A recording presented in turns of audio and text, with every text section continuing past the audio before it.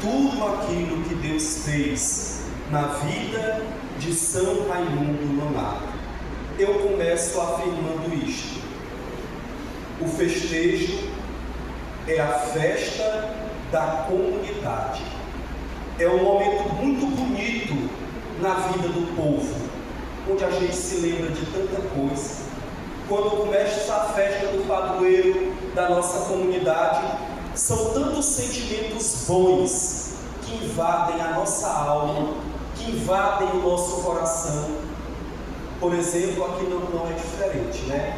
Eu cheguei cedo, a gente teve um almoço maravilhoso com Dona Raimunda Gama, a Eli, o Lopes, a querida Francisca Franco, secretária da Casa Paroquial, e a gente celebra esse gostinho de festejo, e a gente percebe que é Deus que nos reúne, é Deus que nos faz fraternos, que nos faz irmãos.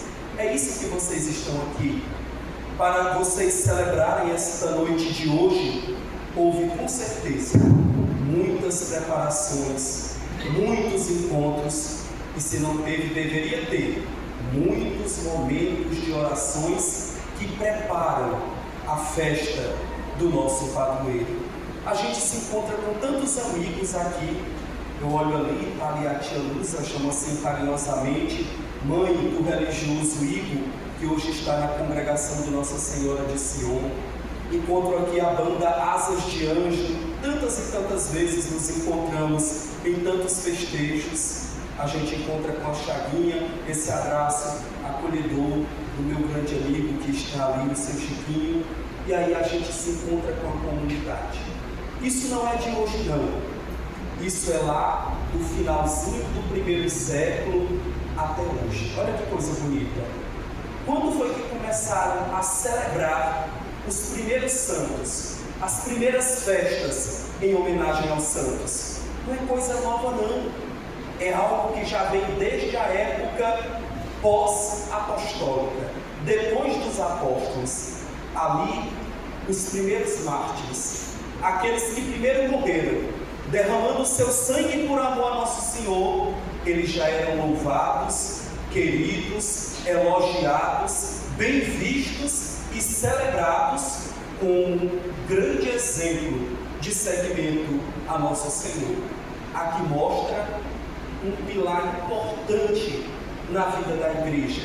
É o pilar da comunidade que se reúne em torno do altar do Senhor para celebrar a Eucaristia, mas para celebrar também a palavra e o testemunho daqueles que viveram de acordo com a vontade de Nosso Senhor.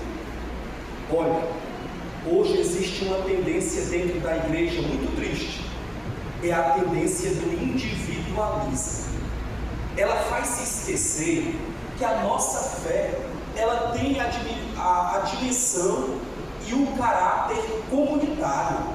A gente precisa entender isso hoje, né? A gente vê hoje tantos grupos dentro da igreja, cada vez se fechando mais, se fecham. Por exemplo, eu falo da minha própria realidade, né? Lá tem um grupo, lá na igreja de Paulo Ramos, que eu tive que puxar a orelha. Eu tive que chamar a atenção e dizer, olha, a igreja católica, ela é única. E a missa é o que nos reúne para viver a vida de comunidade. Se você deixa de participar da programação de sua paróquia, se você deixa de participar da vida da comunidade por causa do seu grupo, é o primeiro sinal de que você não é igreja. A igreja, ela tem seus grupos, ela tem seus movimentos, ela tem suas pastorais, mas a prioridade é a dimensão da comunidade. Padre, mas por que a comunidade ela é tão importante? Primeiro, porque Cristo quis dar essa importância toda para a comunidade. Jesus, ele já se encarna no seio de uma família, no meio de uma comunidade que reza, que celebra a sua fé, vivendo todos os seus costumes judaicos e participando dos mistérios da liturgia, com seus ritos e com as suas celebrações próprias. Depois, nosso Senhor vai dizer aos apóstolos: quem vos ouve, a mim ouve. Os apóstolos são a igreja, portanto é Cristo dizendo para a igreja: quem te ouve, a mim ouve. E hoje, como nós precisamos escutar a voz da igreja, como nós precisamos dar testemunho da vida em comunidade. Por exemplo, São Raimundo Nonato, ele era um religioso.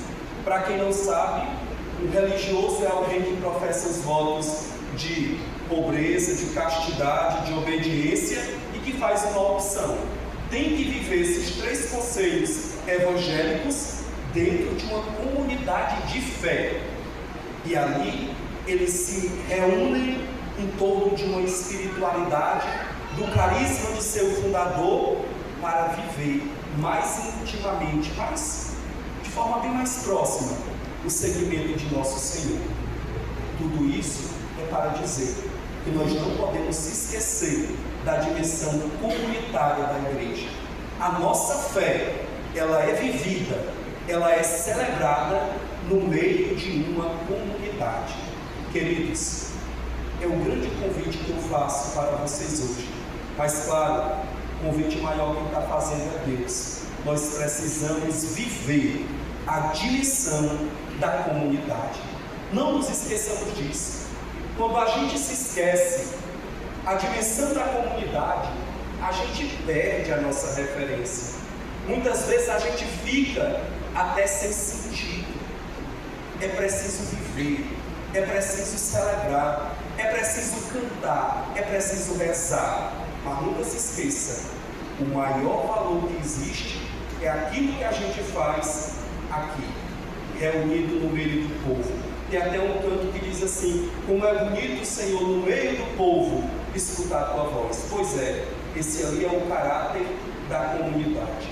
A oração no quarto tem grande valor, mas nosso Senhor mesmo já fez uma advertência para nós no Evangelho: onde tiverem 2 ou 3 reunidos em meu nome, eu estarei ali no meio deles. E é por isso que o festejo é a festa da comunidade, é o povo que se reúne na palavra de Deus, na celebração do maior mistério da nossa fé, que é a Santa Missa, para juntos agradecermos e louvarmos a Deus por aquilo que Ele fez na vida do nosso padroeiro. Escute, quando você louva o santo, você está pensando que o louvor para o santo? De jeito nenhum. O Papa João Paulo II, falando de Nossa Senhora, ele disse assim: que nós não podemos ter medo de louvar Nossa Senhora, nós não podemos ter medo de amar Maria. Sabe por quê? Porque esse amor todo nunca para nela. Esse amor primeiro vai para Deus. O que nós estamos fazendo aqui, diante da imagem de São Raimundo Nonato, não é nada mais, nada menos do que contemplando tudo aquilo que Deus fez na vida desse grande homem. Por isso que a igreja nos ensina na sua teologia que nós somos salvos pela graça de Deus. Quem é um santo? É alguém que se abre para a graça de Deus.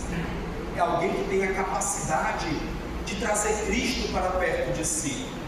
Hoje nós comentávamos de tarde, tantos santos na igreja tiveram tantas falhas, tantos santos com erros que, meu Deus do céu, a gente até se surpreende, porque a imagem que nos passaram dos santos são pessoas assim, né? Piedosíssimas, o tempo inteiro de mãos postas rezando. E não é, meus irmãos. Quantos santos tiveram que gritar? Quantos santos tiveram que travar lutas, brigas? Quantos santos tiveram que falar, levantar a voz, ser profeta, denunciar o que está errado? E eles se tornaram santos. Então veja, o que nos faz santos é o amor que nós temos a nosso Senhor Jesus Cristo. E veja, a São Raimundo Nonato, o Senhor fez um chamado, mas a cada um de nós que estamos aqui, Deus faz um chamado único e particular. Por exemplo, Como que vocês vão alcançar a santidade? Aí você se pergunta, qual é a minha condição hoje? Eu sou pai de família. Pois pronto, Deus te chama a ser santo, sendo um bom pai de família. São Luís Rei de França, o santo que nós celebramos hoje, ele era impecável na vida familiar. Dava testemunho do amor a Deus na educação dos filhos e no tratamento para com a sua esposa. Não é diferente com você não.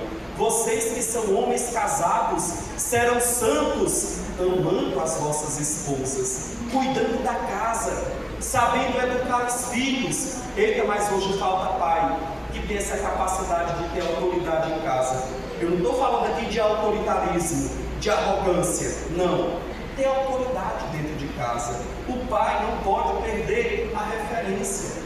E você que é mãe, que é esposa, que é casada, como é que você vai alcançar a santidade? Como é? Com certeza, exercendo o mais belo ofício que você veio a esta terra: ser mãe, dar à luz, colaborar com Deus, colocando uma vida na terra. Olha que coisa bonita. E educando, fazendo essa criança crescer no amor de Deus, no caminho da igreja. Mas você é jovem, você não quer se casar. Então como é que você vai ser santo? Testemunhando o seu ser leigo, servindo a igreja, dando testemunho na vida da comunidade. Cada um que está aqui tem um chamado diferente. Como é que o Padre Lucas vai ser santo? Exercendo a sua vocação, sendo padre. Santa Teresinha já diz assim: vocação acertada, vida feliz. É desse jeito mesmo. Que você seja capaz de produzir muitos frutos aonde o Senhor te plantou. Que você seja capaz de fazer muitas rosas brotarem da sua roseira no lugar que você está. E com certeza dessa forma você vai alcançar a santidade. O Papa Francisco, ao falar de santidade, ele fez uma encíclica muito bonita, uma exortação apostólica. E ele falava, sabe de quê? Dos santos que estão aí no pé da porta. Dos santos que são nossos vizinhos. Dos santos que estão em casa. Queridos, esse é o grande convite do Senhor para nós. Sermos santos. E como nós seremos santos dentro da nossa realidade. Tem muita gente hoje que não consegue alcançar a santidade, sabe por quê? Porque já está todinha lá no céu. Se esquece de que para ser santo é preciso ter os pés aqui na terra, é preciso ter uma cabeça no lugar, é preciso ser humano. Quem não é humano não pode ser santo. E a gente sabe muito bem, o ser humano tem uma potência grande dentro dele, mas ao mesmo tempo carrega uma fragilidade muito grande. Então ser santo é ter o equilíbrio, é ser humano, ser uma pessoa boa, ser uma pessoa virtuosa, ter uma grande capacidade de amar nosso Senhor. Mas a gente precisa de se lembrar de uma coisa que foi dita no Evangelho: longe de nós a hipocrisia. Essa aqui é a grande crítica do Evangelho de hoje, de nosso Senhor aos seus contemporâneos. É porque queriam passar uma imagem de santidade que eles não viviam. Eles queriam passar uma casca, uma máscara tão bonita, mas que eles mesmos não conseguiam carregar nem sequer nas suas costas. O Senhor não quer isso de nós não. Às vezes a gente se esforça tanto, que a gente acaba até ficando louco. Hoje em dia tem uma corrente dentro da igreja que é triste, viu? São pessoas que estão tão doutrinadas, que colocaram a doutrina da igreja acima da pessoa de Jesus. Não, queridos, assim a gente não vai alcançar a santidade não. A gente alcança o céu, a gente alcança a santidade trazendo Cristo para perto de nós, amando o nosso Senhor. Eu vi o testemunho de uma freira que conviveu com Santa Dulce dos Pobres. Diz que lá era dia de retiro na congregação. Aí as freiras estavam todas ali rezando na capela bonitinha, porque ela também era de uma ordem contemplativa. E aí as irmãs todas lá querendo rezar, aquele silêncio, aquelas mãos postas. Sabe o que Santa Dulce fazia? Fazia a reverência para o Santíssimo, fazia o sinal da cruz e se mandava para encontrar com os pobres que estavam lá na rua. Aí as irmãs ficavam tudo revoltadas. Essa mulher tem que sair daqui, que ela não vive o nosso carisma. Mas veja, o chamado de Deus para ela era outro. Ela dizia: eu estou indo me encontrar com Cristo que está nos pobres também. Ela nunca banalizou a vida de oração, rezava demais, amava Nossa Senhora, era uma grande devota de Santo Antônio, mas ela não se esqueceu de fazer o bem a quem precisa. Esse era o chamado de Deus à sua vida. Se Deus te chama para ser legionário, seja um bom legionário. Se Deus te chama para a pastoral familiar, exerça bem com fidelidade a sua missão na pastoral familiar. Se Deus te chama para ser ministro da Eucaristia, seja um excelente ministro da Eucaristia. Visite os doentes, leve a presença de Jesus em cada leito do hospital ou quem está enfermo em casa. Se Deus te chama para ser coordenador de uma comunidade ou fazer parte do conselho, encare essa missão com santidade, sem reclamação, sem briga, sem murmuração. Veja, nós seremos santos, fazendo aquilo que o Senhor quer para nós. E aprenda uma coisa, viu? Nem todos os santos têm a mesma história, nem todos os santos têm a mesma virtude. Ao Padre Lucas ele pede uma coisa, ao meu irmão Fábio ele pede outra, a minha irmã a Chaguinha ele pede outra, e para cada um de nós ele pede uma coisa. Como é que a gente vai chegar lá? Fazendo aquilo que ele nos pede. E cada um tem um chamado especial e diferente. É por isso que nós temos vários dons, meus irmãos. Que nós possamos hoje agradecer a Deus por a vida desse grande santo. Assim seja.